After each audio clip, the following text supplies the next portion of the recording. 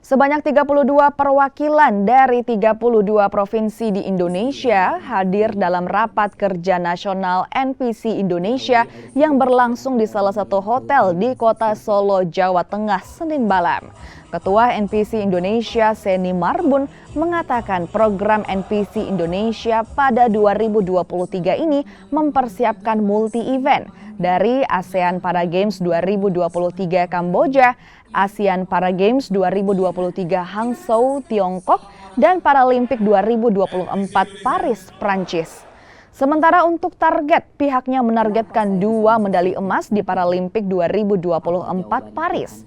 Kemudian masuk 10 besar di ASEAN Para Games 2023 Tiongkok dan kembali menjadi juara umum di ASEAN Para Games 2023 Kamboja.